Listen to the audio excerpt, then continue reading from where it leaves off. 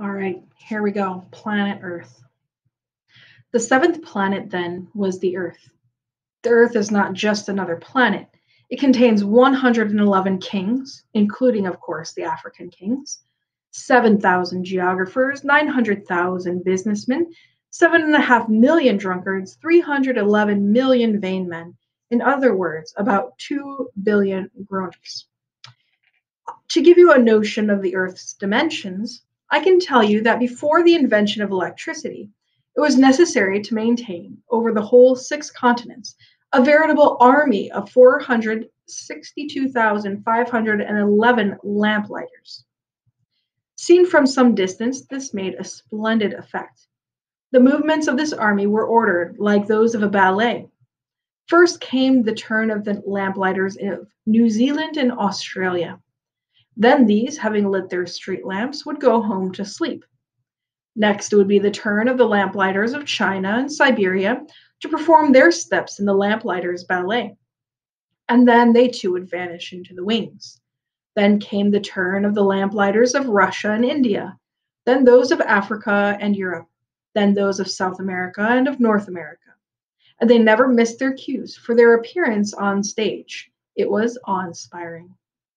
Only the lamplighter of the single street at the North Pole and his colleague of the single street lamp at the South Pole led carefree, idle lives. They worked twice a year. Trying to be witty means Trying to be witty leads to lying, more or less. When I just told you about the lamplighters isn't completely true, and I risk giving the false idea of our planet to those who don't know it. Men occupy very little space on Earth.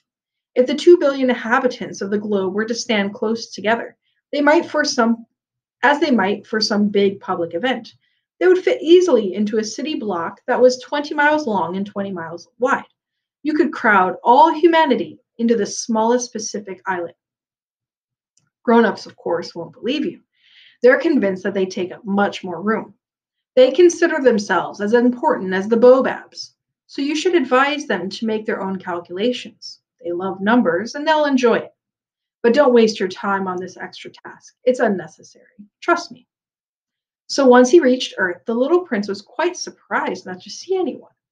He was beginning to fear he had come to the wrong planet when a moon-colored loop uncoiled on the sand. Good evening, the little prince said, just in case. Good evening, said the snake. What planet have I landed on? Asked the little prince. On the planet Earth, in Africa, the snake replied. Ah, and there are no people on Earth? It's the desert here. There are no people in the desert. Earth is very big, said the snake. The little prince sat down on a rock and looked up into the sky. I wonder, he said, if the stars are lit up so that each of us can find his own some day. Look at my planet. It's just overhead, but so far away. It's lovely, the snake said. What have you come to Earth for?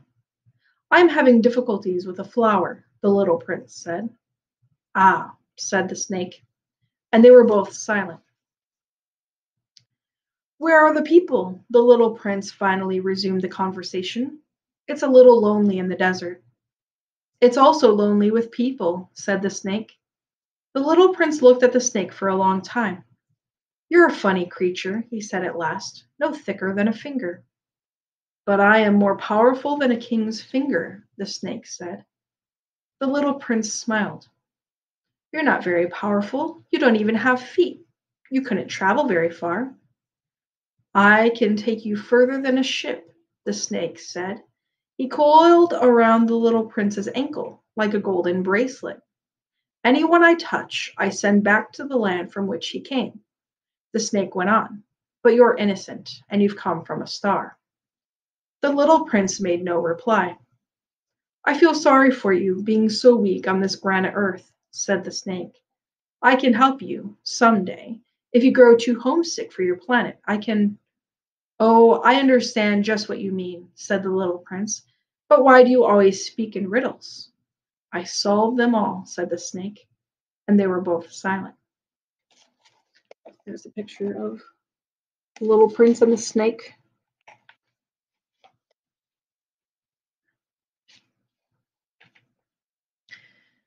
The little prince crossed the desert and encountered only one flower, a flower with three petals, a flower of no consequence.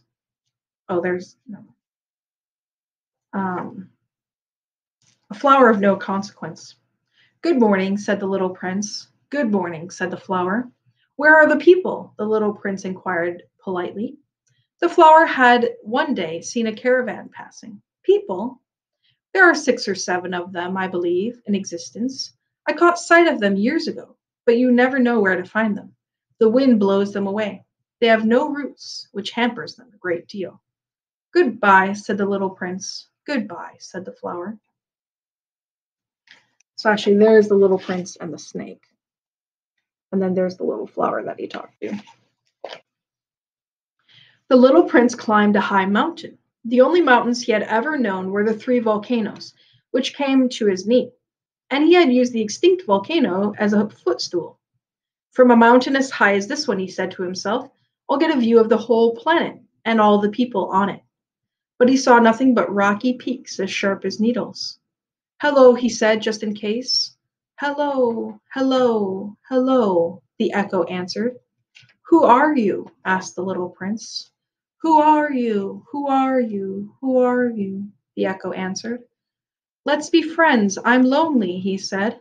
I'm lonely, I'm lonely, I'm lonely, the echo answered. What a peculiar planet, he thought. It's all dry and sharp and hard, and the people here have no imagination. They repeat whatever you say to them. Where I live, I had a flower. She always spoke first. But as it so happened that the little prince, having walked a long time through sand and rocks and snow, finally discovered a road, and all roads go to where there are people. Good morning, he said. It was a blossoming rose garden. Good morning, said the roses. The little prince gazed at them. All of them looked like his flower. Who are you? He asked, astounded. We're roses, the roses said. Ah, said the little prince, and he felt very unhappy. His flower had told him she was the only one of her kind in the whole universe, and here were 5,000 of them, all just alike, in just one garden. There's the little prince on the mountain. And here's the little prince with all the roses in the garden. She would be very annoyed, he said to himself, if she saw this. She would cough terribly and pretend to be dying to avoid being laughed at. And I'd have to pretend to be nursing her. Otherwise, she'd really let herself die in order to humiliate me. And then he said to himself, I thought I was rich because I had just one flower, and all I own is an ordinary rose. That and my 3 volcanoes, which come up to my knee, one of which may be permanently extinct. It doesn't make me much of a prince. And he lay down in the grass and wept. It was then that the fox appeared. Good morning, said the fox. So we'll listen to more about the fox. But what I would like you to do is, so in this part of the story, he's encountered a huge desert with not much in it, right? So he found one flower, he saw a snake, and he found these roses, right? So I would like you to use your imagination. So I showed you some pictures, but if you were going to illustrate this part of the book, how would you draw those roses? How would you draw that snake? What do you think you would draw for the desert? Or maybe you would put the little prince in the desert. And how do you make something really, really big, right? We talked about that when we talked about the planets. So if you want to make the mountain look really, really big, then you'll make the little prince really, really small, okay? So you can try that. And we will learn more about the fox in the next one.